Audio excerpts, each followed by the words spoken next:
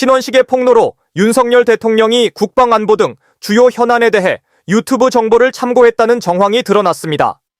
또한 종교인 관련 사건에 대한 대공 혐의점을 조사하라며 한밤중에 군 수뇌부를 공관으로 부르는 등 이례적인 행보를 보이기도 했습니다.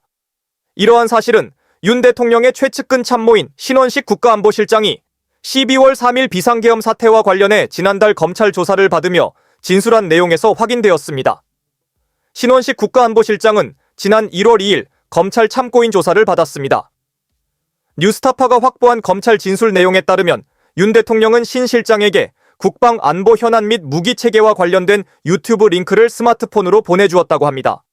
신 실장은 검찰 조사에서 윤 대통령께서 유튜브를 자주 시청하시는 것으로 알고 있다 며 국방부 장관으로 재직할 때나 국가안보실장으로 근무할 때 윤 대통령께서 안보 현안, 국방, 무기 체계 관련 유튜브 영상을 공유해 주셔서 시청한 적이 있다고 말했습니다.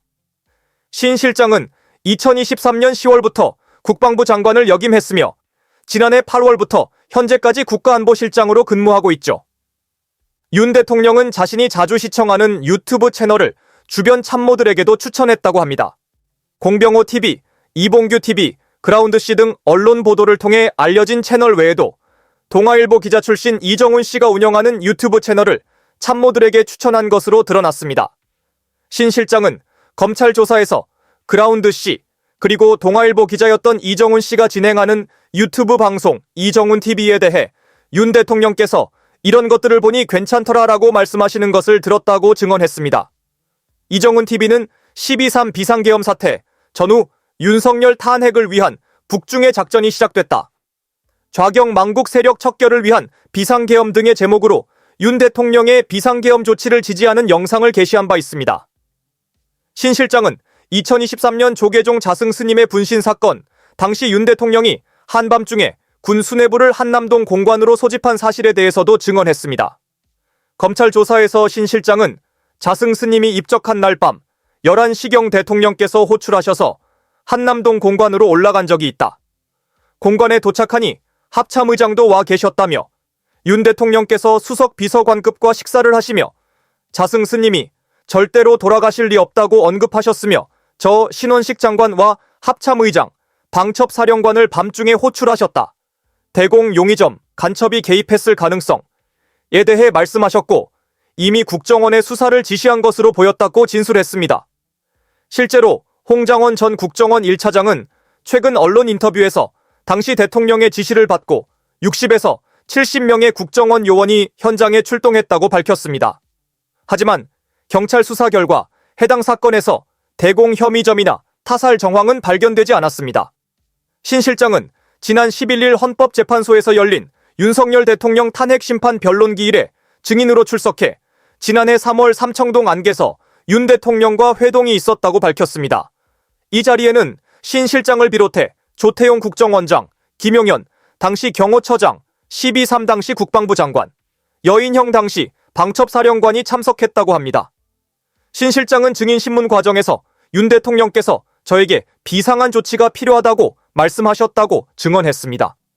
검찰 조서에 따르면 신 실장은 대통령과의 만찬 이후 김용현 처장과 여인형 방첩사령관을 자신의 공관으로 따로 불러 대통령의 발언에 대한 우려를 전달했다고 합니다. 또한 김용현 처장 역시 계엄을 암시하는 비상한 조치에 대해 반대 의견을 내었다고 진술했습니다. 신 실장의 증언에 따르면 김 전 장관은 대통령께서 말씀하신 비상한 조치에 반대하지만 대통령 앞에서 단호히 말씀드리기는 어렵다. 대통령께서 낙담하시면 내가라도 들어드려야 한다는 취지의 말을 했다고 전했습니다. 지난해 12월 3일 비상계엄 선포 2시간 만에 국회에서 계엄 해제 요구안이 가결되었습니다. 새벽 1시 3분쯤이었습니다. 신 실장은 검찰 조사에서 이날 새벽 1시 20분경 실무보좌관으로부터 대통령께서 지금 합참 지휘통제실내 결심지원실로 이동하신다는 보고를 받았다고 밝혔습니다. 이후 1시 30분경 인성환 국가안보실 2차장이 신 실장에게 전화해 대통령께서 결심지원실에 계시는데 오래 계시는 것은 적절하지 않으니 빨리 모시고 가야 한다 고 말했다고 합니다. 신 실장은 이 내용을 정진석 비서실장에게 전달하며 대통령께서 오래 머무르시는 것은 적절하지 않다고 말했고 이후 두 사람이 대통령을 모시러 갔다고 합니다. 당시 신 실장은 윤 대통령이 박안수 당시 계엄사령관 및 김용현 전 국방부 장관과 함께 결심지원실에 있었으며 법령집을 보고 있었다고 진술했습니다. 신 실장은 검찰 조사에서는 해당 책자를 계엄법으로 인식했으나 헌재 재판정에서는 국회법일 가능성이 있다며 입장을 바꾸었습니다. 신 실장은 검찰 조사에서 윤 대통령이 반국가 세력과 종북 세력이 많다는 말을 평소에도 했다고 진술했습니다.